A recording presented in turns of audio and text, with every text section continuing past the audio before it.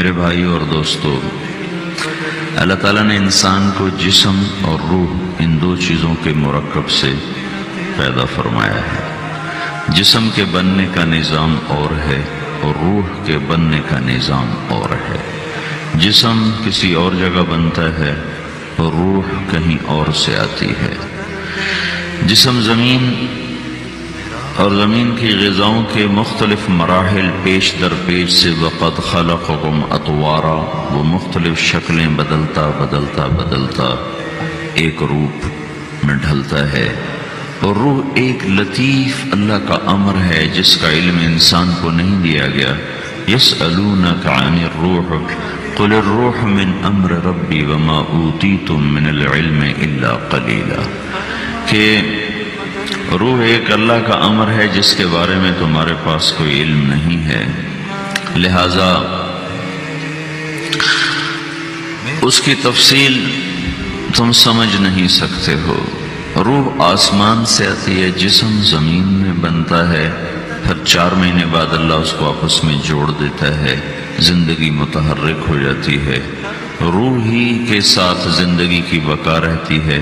جب اللہ اسے واپس نکال لیتا ہے تو سارے ٹائٹل ہٹ کر صرف ایک نام سب کو مل جاتا ہے، اور وہ میت کا ہوتا ہے۔ وہ حضرت مولانا ہو، وہ کوئی ڈاکٹر ہو، بادشاہ ہو، صدر وزیر ہو، سارے اعزاز ٹائٹل ہٹا کر اس پر میت کا لفظ مہر لگ جاتی ہے۔ اس میں سے کیا نکلا؟ ہر چیز تو موجود ہے، اب یہ بولتا کیوں نہیں، اٹھتا کیوں نہیں، چلتا کیوں نہیں؟ اس میں سے روح نکل گئی ہے۔ روح ہمارے جسم کی اصل ہے، اسے نکال دو تو جانوروں کو بھی پتہ ہے کہ اب یہ بے جان چیز ہے، چیونٹیاں کیڑے مکوڑے بھی اس کو کھانے لگ جائیں گے، جانور بھی کھانے لگ جائیں گے، زمین بھی اس کو گلانے لگ جائے گی، ہوائیں اس کو متغیر کرنے لگیں گی۔ روح انسان کے اندر ایک چلتا ہوا زندگی کا کارواں ہے۔ اسے جب اللہ واپس بلاتا ہے تو اللہ یتوفی الانفس حین موتها والتی لم تمت فی منامها۔ موت کیا چیز ہے؟ اس کے 200 جواب ہیں سائنس کی کتابوں میں، تو 200 جواب بذات خود بتا رہے ہیں کہ یہ ایک جواب بھی ٹھیک نہیں ہے، اور قرآن ایک جواب دیتا ہے اور وہی حرف آخر ہے، قل یتوفاکم ملک الموت اللہ یتوفی الانفس حین موتها۔ اللہ ہے جو تمہاری روحوں کو موت کے وقت کھینچ لیتا ہے، تمہارے جسم سے نکال لیتا ہے۔ تو میرے بھائیو،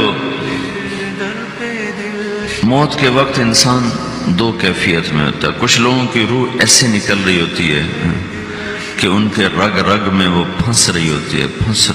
وَلَوْ تَرَى إِذْ يَتَوَفَّى الَّذِينَ كَفَرُوا الْمَلَائِكَةُ يَضْرِبُونَ وُجُوهَهُمْ وَأَدْبَارَهُمْ، کاش تم دیکھ سکتے وہ منظر جب اللہ کے فرشتے نافرمانوں کی روح کو نکال رہے ہوتے ہیں تو ان کے منہ پہ بھی مارتے ہیں، ان کی کمر پر بھی مارتے ہیں۔ اور اخرجوا انفسکم اليوم، نکالو آج اپنی روحوں اور جانوں، اب تم بچ نہیں سکتے ہو۔ وہ پیچھے ہٹنا چاہتے ہیں، رب ارجعون، مجھے واپس کر دے تھوڑی دیر کے لیے، لعلی اعمل صالحا، اب میں پورا ٹھیک ٹھیک مسلمان بن کے چلوں گا۔ تو اس کے جواب میں ہوتا ہے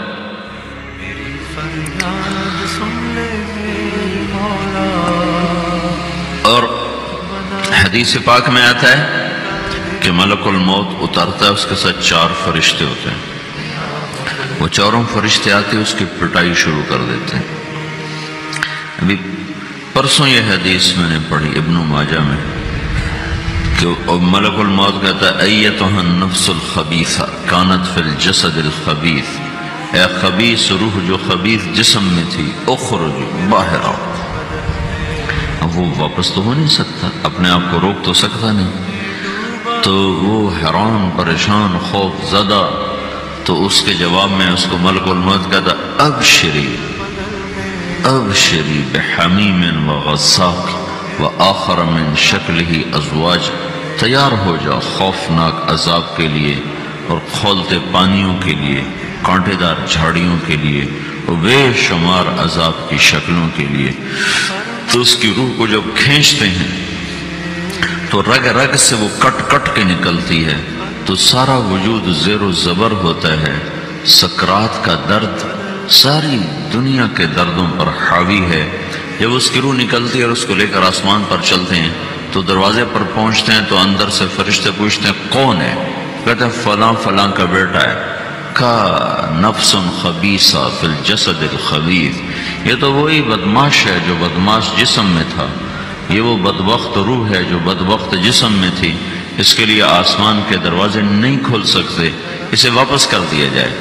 تو آسمان کے دروازے لا تفتح لهم ابواب السماء ولا يدخلون الجنة حتى يلج الجمل في سم الخياط، کہ ان کے لیے آسمان کے دروازے نہیں کھلیں گے اور ان کے لیے جنت کے دروازے نہیں کھلیں گے، پھر یہ وہاں سے نیچے گرائے جاتے ہیں جو اللہ کا قید خانہ ہے سجین۔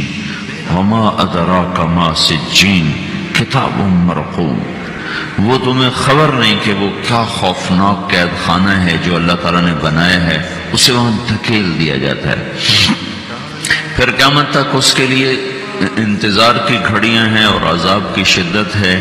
اور جب کوئی نیک آدمی اللہ تعالیٰ کے دربار میں جانے کا اس کا وقت آتا ہے تو اللہ تبارک و تعالیٰ فرماتے ہیں ان الذین قالوا ربنا اللہ ثم استقاموا تتنزل علیہم الملائکۃ الا تخافوا ولا تحزنوا وابشروا بالجنة التي كنتم توعدون نحن اولیاؤکم فی الحیاة الدنیا وفی الآخرہ ولکم فیہا ما تشتہی انفسکم ولکم فیہا ما تدعون نزل من غفور الرحیم۔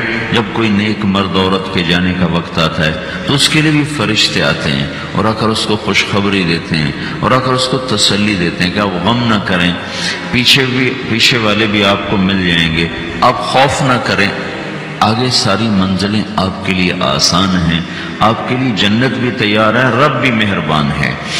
اور حدیث پاک میں آتا ہے کہ ملک الموت اور 4 فرشتے آتے ہیں، وہ 4 فرشتے اس کو سہلاتے ہیں، دباتے ہیں کہ موت کا درد اسے محسوس نہ ہو۔ اور ملک الموت فرماتے ہیں ایتھا النفس الحمیدہ کانت فی الجسد الحمید اخرجی، اے نیک روح جو نیک جسم میں تھی باہر آؤ، کیا کرو؟ وَأَبْشِرِي بِرَوْحٍ وَرَيْحَانٍ وَرَبٍّ رَاضٍ عَنْكِ غَيْرِ غَضْبَانٍ، آپ کو بشارت ہو آپ کے لیے جنت تیار ہو چکی ہے اور وہاں کی ساری نعمتیں آپ کے لیے میسر ہو چکی ہیں اور اللہ آپ پہ راضی ہو چکا ہے اور اللہ آپ پہ خوش ہو چکا ہے۔ اس پر اس کی روح کو نکالا جاتا ہے، پھر سارے فرشتے اس کو استقبال کے ساتھ جب آسمان پر لے جاتے ہیں تو اندر سے پوچھتے ہیں کون ہے؟ کہ فلاں فلاں کا بیٹا، فلاں فلاں کی بیٹی۔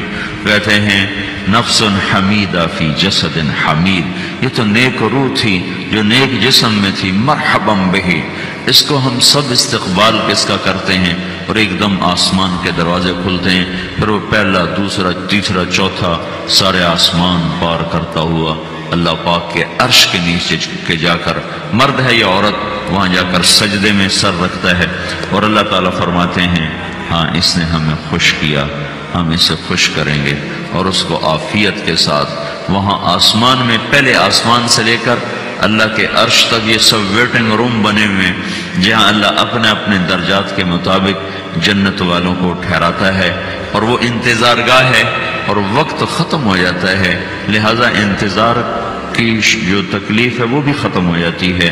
وقت ختم تو انتظار کا احساس ختم اور ٹائم کے گزرنے کا احساس ختم۔ تو جیسے اصحاب کہف کو اللہ نے غار میں داخل کر کے تو غار کے اندر سے وقت کو نکال کے باہر پھینک دیا، باہر 300 سال گزرے، اندر آدھا ہی دن گزرا تھا۔ وہ جب اٹھے تو وہ 25 برس کا نوجوان 350 سال کا ہو کے نہیں اٹھا، وہ 25 سال کی عمر میں اٹھا ہے، نہ ناخن بڑا ہے، نہ مونچھیں بڑی ہیں، نہ ان کی داڑیاں لمبی ہوئی ہیں، کیونکہ تو زندہ تھے، مر نہیں گئے تھے، تو زندہ کے تو بال بھی بڑھتے ہیں، ناخن بھی بڑھتے ہیں، لیکن وہ اس طرح اٹھے کہ 300 برس گزر گئے اور 25 برس کا نوجوان 25 سال کی عمر میں اٹھا ہے، 20 برس کا 20 برس کی عمر میں اٹھا ہے، اور وہ کہنے لگے کم لبثنا، بھائی کتنا ٹھہرے ہیں؟ کہ یومن او بعض یومن، لگتا ہے کوئی دن آدھا دن ٹھہرے ہیں۔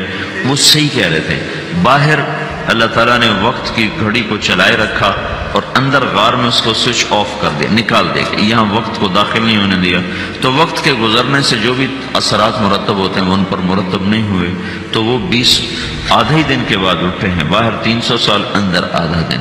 یہی کچھ اللہ تبارک و تعالیٰ برزخ میں کر دیتا ہے، وقت کو ختم کر دیتا ہے، گزرنے کا احساس نہیں ہوتا ہے۔ تو اس طرح میرے عزیزو، یہ دو موتیں ہر انسان دیکھتا ہے، جب وہ جنت کے فرشتوں کا استقبال دیکھتا ہے یا جہنم کے فرشتوں کی مار اور پٹائی کو سہتا ہے۔ رابعہ بصری رحمۃ اللہ علیہ کا انتقال ہونے لگا تو انہوں نے رات کو فوت ہوئی تو انہوں نے اپنی خادمہ کو بلا کے فرمایا کہ کسی کو بتانا نہیں، جب میں مر جاؤں تو پڑوس میں 2-4 کو بلا کر نا میرا جنازہ پڑھوا دینا، اور جس کرتے میں تہجد پڑھتی تھی وہی میرا کفن بنا دینا، اور صبح بے شک لوگوں کو بتا دینا، میرے مرنے کے بعد میری میت کو رکھنا نہیں، فوراً دبا دینا۔ جب ان کا انتقال ہوا تو انہوں نے پڑوس کے 2-4-10-20 آدمی بلائے اور ان کو تدفین تجہیز سب کچھ ہو گئی۔ صبح شور مچا کہ وہ رابعہ بصری کا انتقال ہو گیا۔ تو اگلے دن وہ خواب میں اس خادمہ کو ملی اور کہا بیٹی تیری بڑی مہربانی، تو نے میری وصیت کے مطابق عمل کیا۔ اس نے دیکھا کہ انہوں نے ایک خوبصورت سبز لباس پہنا ہوا ہے، تو وہ فرمانے لگی، انہوں نے سوال کیا کہ آپ کے ساتھ قبر میں کیا ہوا؟ تو وہ کہنے لگی کہ میرے پاس منکر نکیر آئے تھے اور مجھ سے کہنے لگے من رب کی، تیرا رب کون ہے؟ تو میں نے کہا سبحان اللہ، 40 برس جس کو میں نہ بھلا سکی اس کو 4 ہاتھ زمین میں آ کے میں بھول جاؤں گی۔ ان کا 42 برس کی عمر میں انتقال ہوا تھا۔ تو وہ کہنے لگے سبحان اللہ، جس کو میں 40 برس نہ بھولا سکی میں اسے 4 ہاتھ زمین کے اندر آ کے بھول جاؤں گی۔ تو منکر نکیر کہنے لگے اس کا کیا حساب لینا؟ پھر انہوں نے پوچھا کہ وہ آپ کا وہ کرتا کہاں گیا تہجد والا جس میں آپ کو کفن دیا تھا؟ کہا وہ اللہ نے مجھ سے لے لیا ہے اور میرے اعمال کے خزانے میں رکھ دیا ہے، قیامت کے دن میرا وہ کرتا بھی میرے ترازو میں تولا جائے گا، اور مجھے یہ لباس پہنایا ہے جو جنت کا لباس ہے۔ یہ بھی ایک موت ہے۔ اس طرح بھی لوگ مرتے ہیں۔ اور دوسری بھی ایک موت ہے، ہمارے علاقے کی بتا رہا ہوں، اپنے علاقے، ایک ذمہ دار مر گیا، اس کی قبر کھودی ساری بچھوؤں سے بھری ہو، ایسے جیسے چیونٹیاں پھر رہی ہوتی، تو انہیں وہ بند کر کے دوسری کھودی، ساری بچھوؤں سے بھری ہوئی، پھر وہ بند کر کے تیسری کھودی، ساری بچھوؤں سے بھری ہوئی۔ قبرستان میں اتنے بچھو کہاں سے آ گئے؟ یہ زمین کے بچھو نہیں ہے، یہ آخرت کی بلائیں ہیں جس کے ساتھ اب اسے قیامت تک رہنا ہے اور گزارا کرنا ہے۔ تو یہ 2 طرح کی موتیں روزانہ لوگ مرتے ہیں، روزانہ لوگ مرتے ہیں۔ جب نماز کا وقت ہوتا ہے ملک الموت ساری دنیا کا چکر لگاتا ہے اور دیکھتا ہے کون پڑھ رہا ہے کون نہیں پڑھ رہا، کون پڑھ رہا ہے کون نہیں پڑھ رہا۔ جو نماز کی پابندی کرتا ہے اس کی موت آسانی سے ہوتی، جو نماز میں غفلت کرتا ہے اس کے ساتھ موت کے وقت شدت اور سختی اختیار کی جاتی۔ تو بھائیو، یہ ایک جسم ہے، ایک روح ہے۔ روح باقی رہنے والی چیز ہے، جسم مٹ جاتا ہے، پھر اللہ سے قیامت کے دن نیا جسم عطا فرمائے گا، ایک نیا جسم دیا جائے گا۔ روح وہی ہے جو اللہ کے خزانوں میں جمع ہو جاتی ہے۔ نافرمان کی سیاہ کالی روح ہوتی ہے، فرما بردار کی روشن چمکدار روح ہوتی ہے۔ تو اللہ نے کچھ تقاضے جسم کے رکھے ہیں اور کچھ روح کے رکھے ہیں۔ جسم کے تقاضے پورے نہ کرو تو یہ پریشان ہو جاتا ہے، روح کے تقاضے پورے نہ کرو تو یہ پریشان ہو جاتی ہے۔ روح کی پریشانی جسم سے زیادہ ہے، چونکہ روح کی طاقت جسم سے زیادہ ہے۔ جسم مٹی سے بنا ہے، اس کی غذا بھی مٹی سے نکلتی ہے۔ روح آسمان سے ہے، اس کی غذا بھی آسمان سے ہے۔ روح کا تعلق جب تک اللہ سے نہیں جڑتا اس سے بھوک اور پیاس لگتی رہتی ہے۔ جسم کو جب تک روٹی اور پانی نہ ملے یہ تڑپتا اور پریشان رہتا ہے۔ جیسے اللہ تعالیٰ نے ہمارے جسم میں روٹی اور پانی کی طلب کو بے ساختہ رکھ دیا ہے۔ میں بیان کے دوران بھی پانی پی رہا ہوں، آپ دیکھ رہے ہیں کہ میرا حلق سوکھ جاتا ہے، مجھے طلب محسوس ہوتی ہے پانی، حلق سوکھتا ہے پانی کی طرف بھاگتے ہیں، بھوک لگتی ہم روٹی کی طرف بھاگتے ہیں۔ یہ ایک ایسا اندر میں آٹومیٹک سسٹم ہے کہ ہم اس کو آف نہیں کر سکتے۔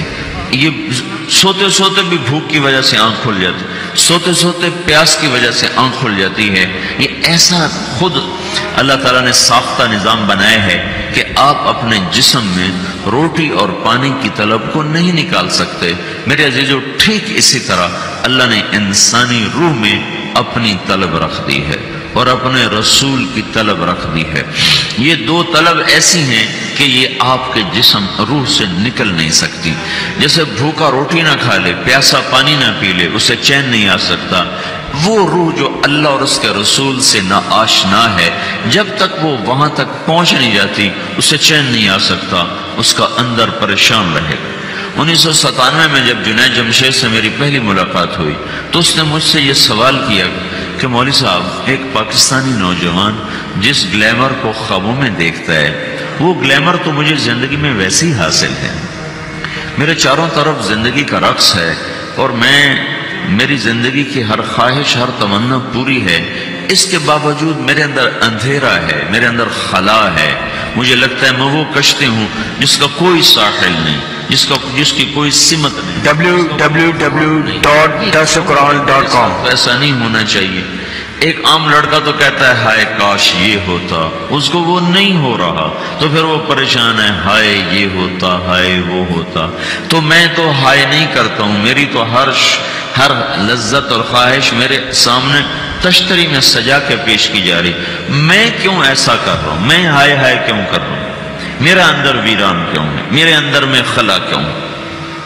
یہ وہی خلا ہے کہ وہ روح کی پیاس کو شراب میں بجھانا چاہتا ہے، وہ روح کی پیاس کو لڑکی میں بجھانا چاہتا ہے، وہ روح کی پیاس کو موسیقی سے بجھانا چاہتا ہے، وہ روح کی پیاس کو دنیا کی رانائیوں میں 5 اسٹار ہوٹلوں سے بجھانا چاہتا ہے۔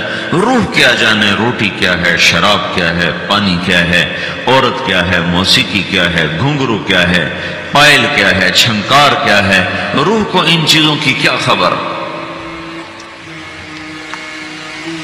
امریکہ میں ہماری ایک جماعت تھی تو 4 لڑکیاں 2 لڑکے مسلمان ہیں۔ تو ایک لڑکے کا نام رکھا تھا ابراہیم، اور اس کو جب پڑھایا نا کلمہ، انہوں نے کہا ہائے، انہوں نے کہا ہائے، اور دونوں ہاتھ یہاں رکھے سینے پر، دل پر، کہا ہائے۔